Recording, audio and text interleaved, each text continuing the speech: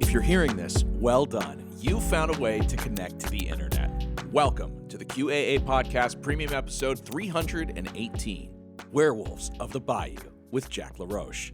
As always, we are your hosts, Jake Rockatansky, Liv Akar, Julian Field, Travis View, and Jack LaRoche.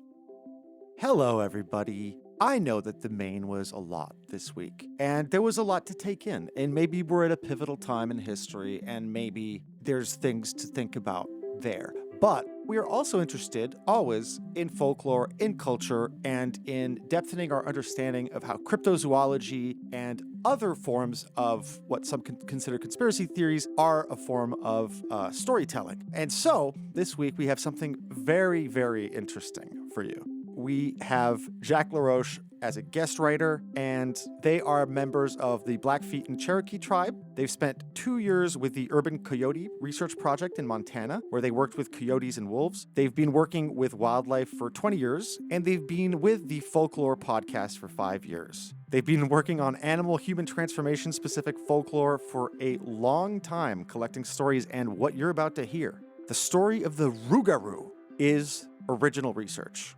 Thank you so much for joining us, Jack.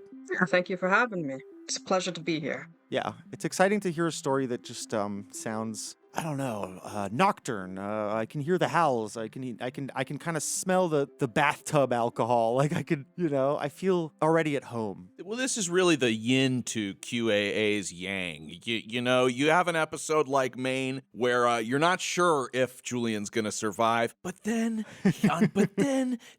just only less than 24 hours later, we get a nice little treat like this. So thank you, Jack, for all your research. Not going to be how the audience experiences it, Jake, but that's okay. It'll probably be about 3 days.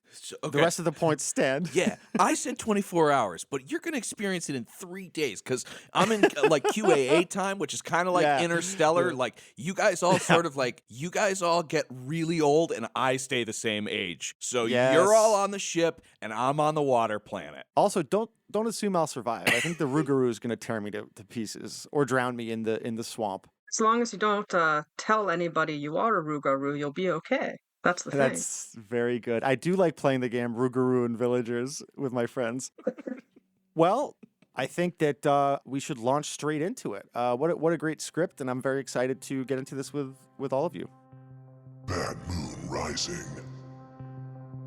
So, a very particular kind of cryptozoologist is on the rise. I'm talking about the kind who has been raised on a steady diet of Monster Quest, The Unexplained with William Shatner, In Search of with Leonard Nimoy, and a small dash of Ancient Aliens. Now and then, cryptozoologists are proven right.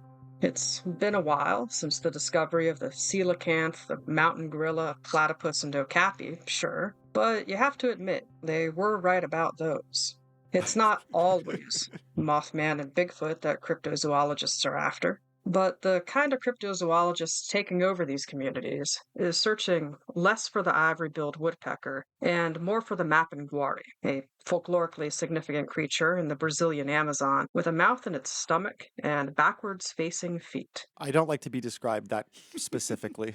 Yeah, this sounds like one of the fake Labubu's that I've got where the feet turn all the way around.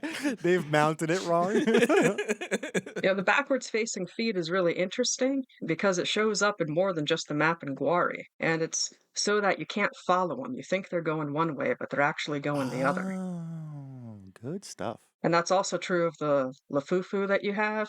It's actually an ambush predator coming after you. An ambush predator. That's like Julian. That's like Julian when I tell a story more than twice on the podcast. Oh, that's so true. That's so accurate, and I'm so owned. But wasn't I nice? I said more than twice. That you'll let me tell the same story twice at the very least. But a third time you'll be like, all right, we've heard this one. Yeah. But I do think it's funny to think that like you're building an army of lafufus that will eventually like attack you like in your home. Hunt you down like at the end of Weapons. These true believers will corner you at a party or post incessantly on our conspiracy and our cryptozoology, talking to you for half an hour straight about how Bigfoot is an ultra-terrestrial and the Loch Ness Monster merely the ghost of a plesiosaur. More than that, though, this cryptozoologist wants to talk to you about one thing and one thing alone: werewolves. Since the 2010s, there has been a steep increase in the belief in all sorts of werewolves. Some, such as the dire wolves and other hybrids reported on Utah's Gorman Ranch, appear to be interdimensional in origin, as covered in Premium Episode 130. Others, like the dogmen, are believed by some to be an extant population of cave hyenas. Rest assured, though, dearly departed journalist and ardent cryptozoologist Linda Godfrey's vast collection of interviews and testimonies shows that the belief in the classic werewolf, right down to the physical transformation, still remains here in the wilds of the United States. But today, we're going to talk about a slightly more obscure werewolf that, in spite of being featured briefly on the cursed show Supernatural, in episodes with folklore inaccuracies that border on disrespectful, Get their asses! it still remains relatively unknown outside of Louisiana. And I'm here to talk to you about how Catholic systems of control were undermined by the mixing of different cultural beliefs about wolves and morality and the Bayou legend of the Rougarou. I do love the word Rougarou because it sounds... Well, the French word for werewolves is loup-garou, and Rougarou sounds just kind of like, I don't know, something that maybe Nick Mullen would come up with if he were to try to say the word loup-garou. It sounds like the lafufu. Yes! Yeah. The Lafoufarou? Lafoufarou. Lafoufarou. Lafoufarou. These can be found hanging in Subarus. I've only been to Louisiana once, and it was for a wedding, a very like Catholic wedding in New Orleans. And I'll say this, during the day, I loved it because there was all of this amazing music just echoing out of everywhere you walked, and there was amazing food and coffee, and it was just incredible. But then at night, and as somebody who doesn't drink alcohol, it like terrified me. Like I felt like everybody turned into vampires and werewolves, and you know, like I'm in some sort of like steamy HBO show, but like lost in the streets. You're safe as long as you don't like wander into fetish or something after hours. Yeah, I was like, I stuck with my group. Only one of my friends got picked off by a local salesman. Yeah. The link between the Rougarou and the nighttime street cocaine dealer is alive and well. There's actually a fella, homeless person, who wanders around who was calling himself the Rougarou, and people would recognize him because he was indeed hairy and naked, and you just were bound to walk, turn a corner, just find him. I love that. Yeah, people loved him. They were hiding him from the cops. Yeah, he's become a piece of folklore himself. No, he's Jesus. Exactly. Yeah, he's getting hidden by children in a barn and shit. Yeah, it's kind of like the Catman in Glasgow. Yeah.